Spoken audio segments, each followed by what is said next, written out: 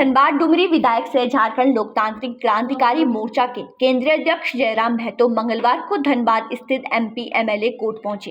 वे विशेष न्यायाधीश दुर्गेश चंद्र अवस्थी की अदालत में एक मामले में पेश हुए। यह मामला बोकारो जिले के सियालजोड़ी थाना में दर्ज प्राथमिकी से जुड़ा हुआ है, जो वेदांता स्टील प्लांट के मजदूर आंदोलन से संबंधित है। पत्रकारों से बातचीत में जयराम महतो ने कहा कि उनका इस आंदोलन से कोई सीधा संबंध नहीं था और वे उस दिन घटनास्थल पर मौजूद भी नहीं थे। उन्हें बताया गया कि आंदोलन स्थल पर लगे बैनर में उनकी तस्वीरें होने के कारण उन्हें इस मामले में नामजद किया गया है, जो पूरी तरह से गलत है। यह मामला 27 नवंबर 2023 का है। विधायक ने राज्य की राजनीति पर भी अपनी प्रतिक्रिया दी है। मुख्यमंत्री हेमंत सोरेन ने बताया कि उन्होंने कहा कि राज्य के मुखिया को सभी धर्मों को साथ लेकर चलना चाहिए और सभी वर्गों के हित में काम करना। आगामी चुनाव को लेकर उन्होंने कहा कि झारखंड लोकतांत्रिक क्रांतिकारी मोर्चा पश्चिम बंगाल विधानसभा चुनाव में 5 से 10 सीटों पर अपने उम्मीदवार उतारेगी। वही असम चुनाव को लेकर उन्होंने कहा कि फिलहाल उनकी पार्टी वहां चुनाव नहीं लड़ेगी और भविष्य में संसाधन बढ़ने पर इस विषय पर विचार जरूर करेगी। है इलेक्ट्रो स्टील वेदांता में रेतों का एक आंदोलन था और उस आंदोलन में ग्रामीण धरना दिए हुए थे। उसी बीच थोड़ी सी कुछ बातें हुई अनबन की और कंपनी प्रबंधन के द्वारा एक एफआईआर किया गया है और उसमें एफआईआर में मेरा नाम यह कहकर दिया गया है कि एक बैनर था, उस बैनर में किसी कोने में हमारी तस्वीर थी। तो उसी केस के सिलसिले में आज धनबाद कोर्ट आना पड़ा। नहीं, उस कार्यक्रम में हमारी उपस्थिति नहीं थी। उस कार्यक्रम में केवल हमारी तस्वीर थी और उस तस्वीर के आधार पर ही उस उक्त एफआईआर में हमारे नाम को दर्ज करवाया गया है। और कोई आरोपी हाँ, ऐसे तो हमारे नाम पर आंदोलन से संबंधित बहुत सारे केस हैं, उन पर समय समय पर तो आते ही रहते हैं। धनबाद कोर्ट में ही सारे केस हमारे ट्रांसफर हुए हैं। विधानसभा में कई मुद्दे जो आपने स्थानीय नीति और कई मुद्दे नहीं पत्रकार बंधु, शायद ही कोई मुद्दा था जो विधानसभा में हमारे माध्यम से छूटा। इस बार तो दिल्ली से भारतीय जनता पार्टी के बड़े नेताओं को टेलीफोन भी आया और स्पष्ट कहा कि एक कल का लड़का जिसे अभी सीखना चाहे था कि विधायिकी क्या होती है, संसदीय कार्य प्रणाली क्या होती है, वह लड़का इतनी शानदार तरीके से झारखंड में ऑपोजिशन को रिप्रेजेंट कर रहा है और आप लोग झारखंड की ऑपोजिशन पार्टी होकर कर क्या रहे हैं।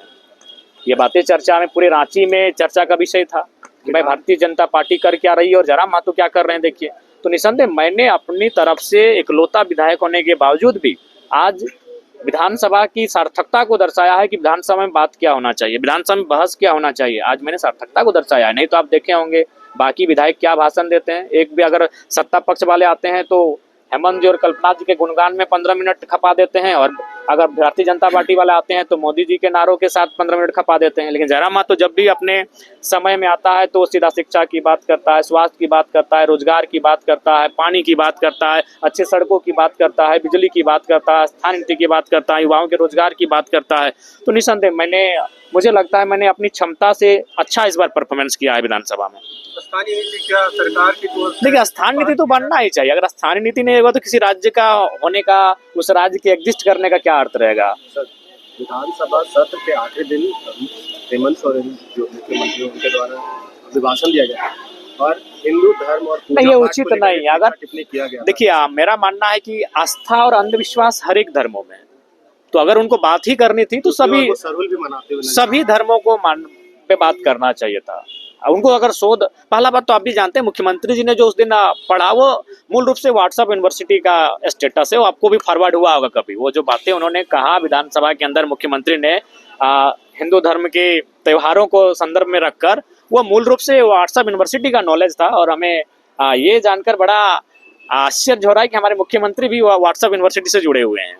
तो उसी के आधार पर उन्होंने वो बयान दिया। तो मैं आज भी कह रहा हूँ कि आज धर्म का जब उत्पत्ति हुआ था और आज में बहुत सारा अंतर आ चुका है, आप देख सकते हैं और उन चीज़ों को खुद समझ सकते हैं।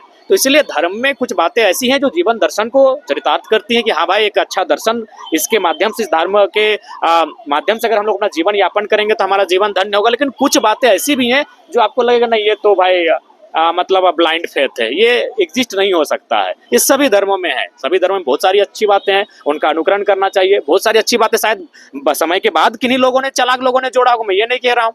तो अंधविश्वास की अगर बात करें या कुछ ऐसे चीजों की बात करें, वो हर एक धर्मों में समाहित है। तो अगर मुख्यमंत्री चूंकि राज्य के मुखिया हैं, वो सभी धर्मों को रिप्रेजेंट कर रहे हैं, तो किसी ऐसे शब्दों का, ऐसे वाक्यों का प्रयोग करने से उन्हें बचना चाहिए जिससे किसी विशेष वर्ग को ठेस पहुंचे। अगर उन्हें बात ही करना चाहिए था तो जो भी इस राज्य में धर्म है, चाहे सनातन को मानने वाले, इस्लाम को मानने वाले, ईसाइयत को मानने वाले, सिख को मानने वाले, प्रकृति को मानने वाले, उन सभी धर्मों को थोड़ा थोड़ा उस विषय को उठाते हैं और उनको कहते हैं कि मेरे हिसाब से इस विषय में ये आस्था का विषय है, लेकिन ये अंधविश्वास का प्रतीक मालूम पड़ता है। चुनाव बंगाल में होने वाला है, इसको लेकर आप लोग की क्या प्रतिक्रिया? देखिए, विधानसभा चुनाव हम लोग लड़ेंगे। बंगाल जंगल महल का जो क्षेत्र है वहाँ हम लोग चुनाव लड़ेंगे।